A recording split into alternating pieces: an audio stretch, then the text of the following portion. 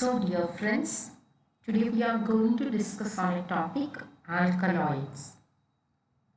Throughout this topic, we will be seeing what are alkaloids, what are the main functions of alkaloids in our body, from where they are extracted, and how they are isolated.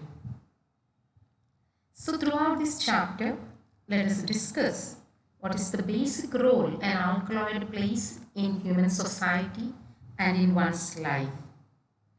When I say alkaloid itself, it is not a big word or a different thing what we have never seen. But alkaloid is a chemical, an organic or a chemical compound which we use daily in our lives, either in one form or the other form. Our day will not begin without a cup of coffee. That caffeine is an alkaloid extracted from the coffee seeds. Chocolate, the cocoa powder, is again an alkaloid. Painkiller injections like morphine is an alkaloid again, extracted from plants. So actually alkaloids are part and parcel of human life, and they have a main role to play in our lives. So let us go through what are alkaloids. Throughout this chapter, we will be discussing different things about the alkaloids. What are alkaloids? How do they occur in plants, seeds, roots, bark? And how they are isolated? What are the classification of alkaloids? What are the properties of alkaloids? And the different tests, chemical tests, to prove the presence of an alkaloid. We are also discussing the physiological action of an alkaloid in human body, especially some distinguished alkaloids such as conine, nicotine, quinine, morphine, and codeine. These are the 5 important alkaloids we will be discussing in this chapter, and their physiological actions, isolation, the source from they are isolated. We also are going to discuss about the alkaloids, the different functional group that is present in the alkaloid, such as OH, phenolic group, acidic group, aldehyde group, and ketonic group. What happens to the functional group of these alkaloids in a particular alkaloid? Okay, so now let us discuss actually what are alkaloids. Alkaloids meaning alkali-like. They are defined as physiologically active substances. That means alkaloids have an important action physiologically have in human life. So that's why they are called physiologically active. Alkaloids are actually medicine for the Parkinson's disease, schizophrenia, stroke, epilepsy, Alzheimer's disease, and Huntington's disease. Okay, either they will be acting as a curable medicines, or a large amount of dose when we consume alkali, our physiological system is affected because of the presence of alkali in our body. Alkaloid in our bodies. Now, alkaloids are alkali-like.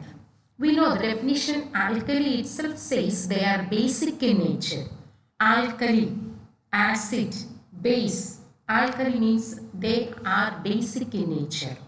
And the second thing is they are physiologically active. That means they physically bring some activity or physically impact some activity in our body. That's why we are calling them as physiologically active compounds. They are basic in nature.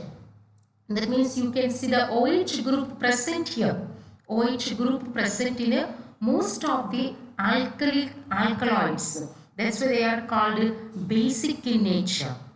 And another one is they are plant origin. Most of these alkaloids are derived or isolated, taken from plants. That's why they are called plant origin. Then the compounds have one or more heterocyclic rings. You can see heterocyclic rings. That means a benzene ring attached to nitrogen, hydrogen, or a pentadienyl ring with oxygen. So they are called one or more heterocyclic rings containing nitrogen. So in one way to define alkaloids are defined as physiologically active basic substance of plant origin with one or more heterocyclic rings containing nitrogen.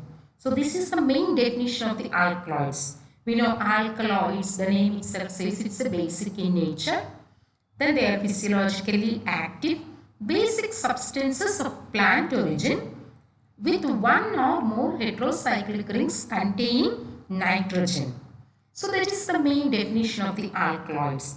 Now, this definition will not satisfy or will not give a clear picture of the alkaloids that are existing on the earth, because there are some alkaloids which will not fit into these definitions, because they can sometimes that alkaloids are not physiologically active, some alkaloids are not basic in nature, some are not maybe derived from plant origin, and some may not even have nitrogen as a part of the ring, but they will be called alkaloids. So this definition has a limitation to define alkaloid.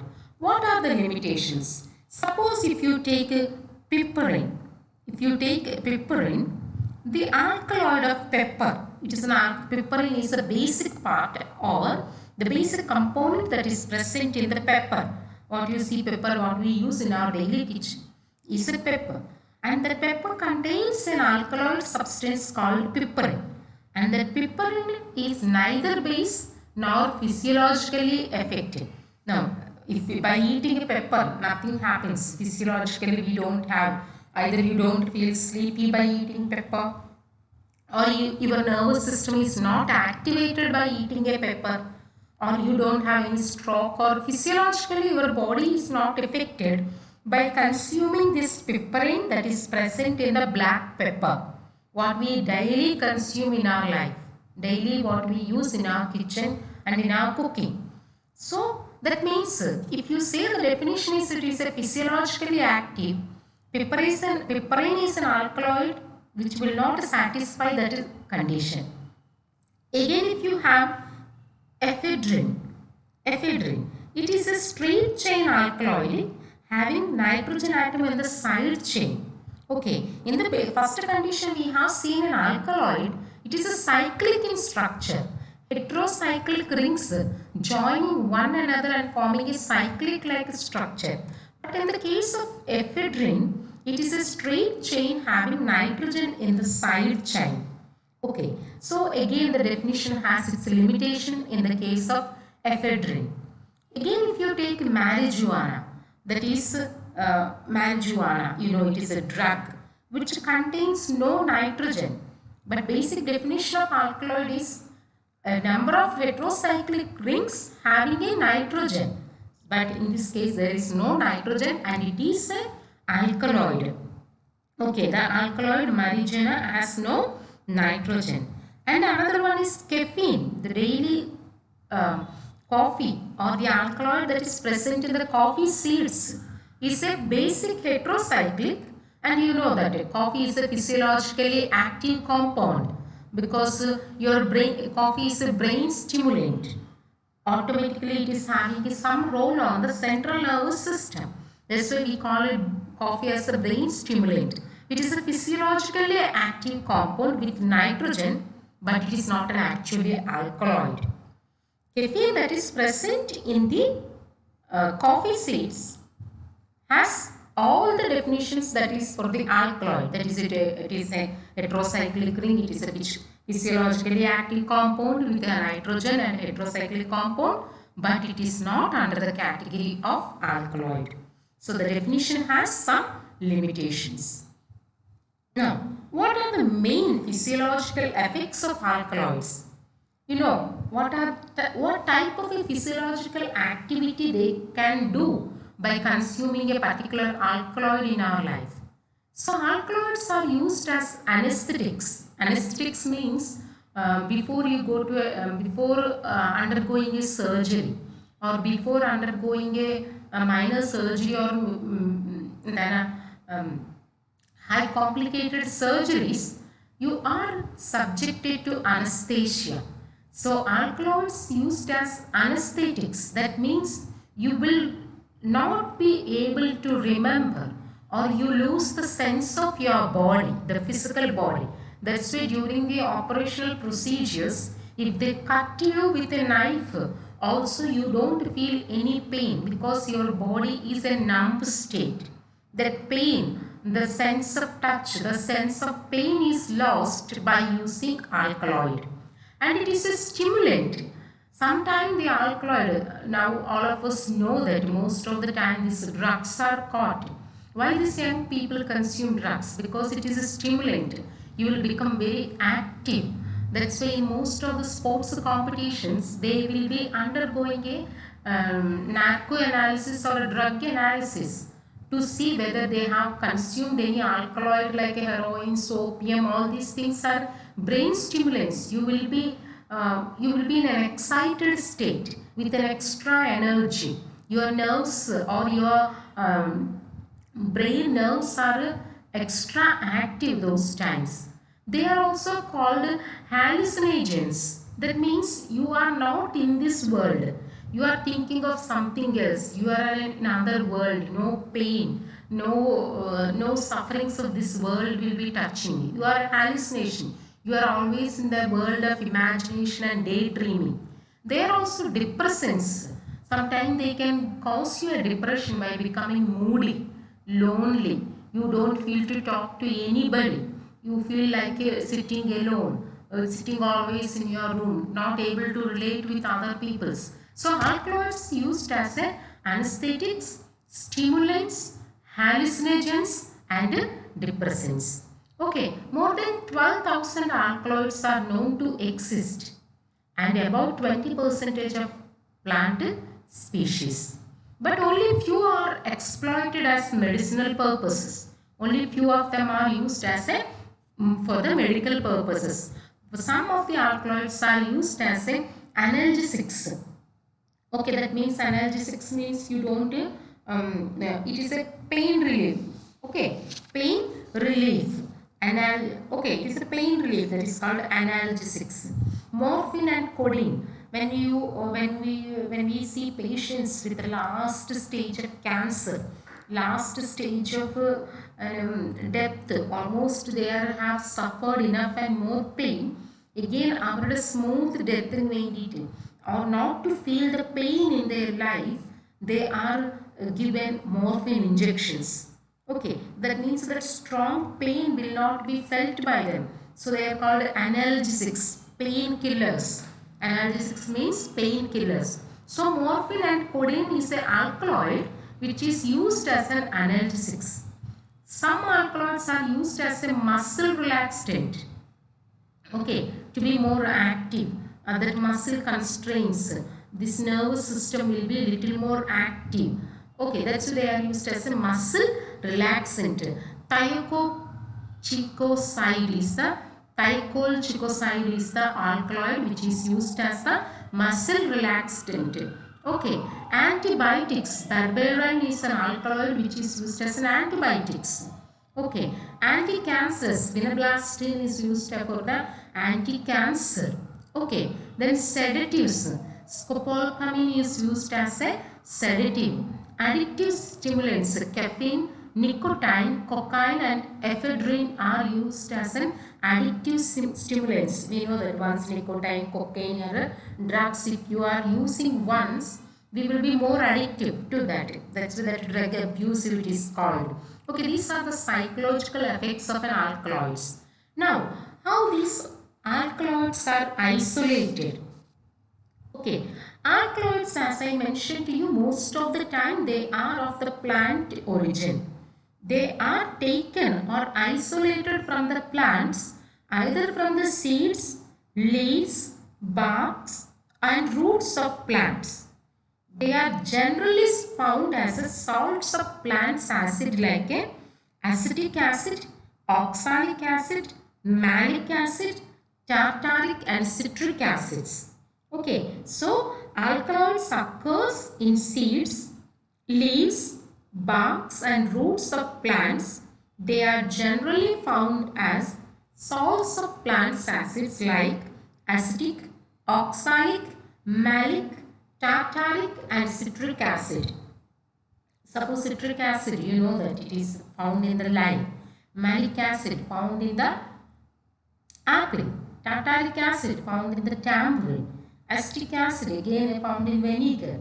Okay, oxalic acid again you know that these are our plant origins. Okay, plant origins. Now how they are isolated? Now either seeds, leaves, bark or root of the plant is dried, powdered into a plant, powdered. Nicely you dry the seeds or leaves or roots or barks, whatever may be the part of a plant, you powder nicely that material and mix with the ether. Okay, mix with the petroleum ether. After mixing with the petroleum ether, you will have two parts. One is fats. Okay, ether to remove soluble fats. So the alkaloid or plant material which is having fat will be soluble in petroleum ether. So when you separate the petroleum ether, along with that you can have already the fats which are soluble in the petroleum ether and defatted powder. There will be down in the case some defatted powder. That means the part of alkaloid which is not soluble in the petroleum ether is called defatted powder, and that is the alkaloid part. Here alkaloid part also will be there. Non-alkaloid impurities also will be there. So first step is you either dry the seeds, seeds, leaves, flowers, bark or root, whatever it may be. You nicely powder it and mix it with petroleum ether, and after that you separate that petroleum ether. The petroleum ether contains the fats which are soluble in petroleum ether, and there are some other parts which are not soluble in the petroleum ether. That is called a defatted powder, and this defatted powder contains alkaloids or non-alkaloids. That means alkaloid with some impurities. Now that some impurities can be removed, okay, by treating with alcohol or concentrated chloroform or dilute acids. Then by treating with this, you have an organic layer with neutral and weakly basic alkaloids and non-alkaloid impurities. Okay, by treating with these, non-alkaloid impurities will be dissolved in these solutions and they can be separated, and you have an again acidic aqueous layer, salts of strongly basic alkaloids. Okay, another acidic layer will be there containing strongly basic alkaloid. Again, these strongly basic alkaloids are treated with ammonium hydroxide or sodium carbonate or chloroform. Then again you have an organic layer with a strongly basic alkaloid and a basic aqueous layer containing quaternary ammonium salt. So this is the first you treat with petroleum ether. You have an alkaloids with impurity, again treat with the concentration alcohol and concentrated dilute acids, chloroform, etc. You have again acidic aqueous layer.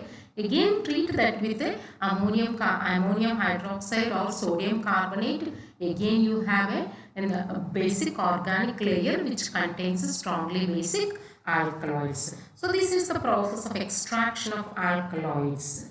Okay, now how do you separate these alkaloids? Isolation of the major opium alkaloid principle. Okay, that we will be discussing a little later. Okay, here morphine. Morphine contains a phenolic group.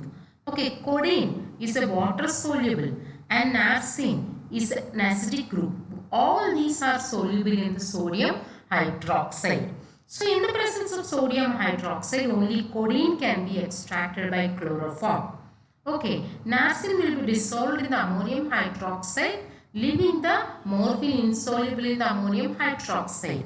Okay, this part is not much for you to know, but to see how the process is taking place in the isolation of the alkaloids. So dried powdered plant extracted with petroleum ether to remove soluble fat. After the residue is extracted with ethanol to remove cellulose. Again you get a residue treated with inorganic acid, that is sodium carbonate or chloroform, etc. Again you have a fluid alkaloid treated with sodium carbonate. Again you can extract that organic layer with ether and chloroform. So mixture of alkaloids are separated by using column chromatography or ion exchange ion exchange or fractional crystallization. Now let us see what happens to this YouTube.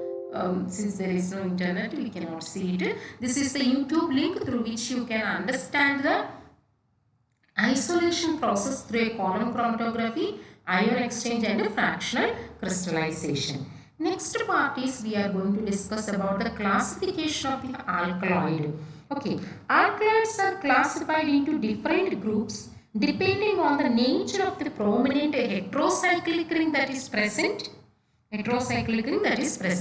Suppose if you have pyridine ring, this is the pyridine ring. If you have that the alkaloid which contains the pyridine ring. So classification is depending upon the basic heterocyclic ring, and that basic heterocyclic ring, if it is a pyridine, and that alkaloid is, one is nicotine having a chemical formula with the pyridine ring, you can see the pyridine ring here, and another one is the piperidine. Okay, that is the piperidine here. Okay, NH is there. Okay, another example, pyridine ring with the nicotine and conine, also the same example. Both have. Okay, next is the piperidine. Piperidine with the NH for ring is there, and again conine is the example for the piperidine alkaloid. Okay, another example for the piperidine alkaloid is a piperine, which also has again NH position. Here hydrogen is present here. Okay.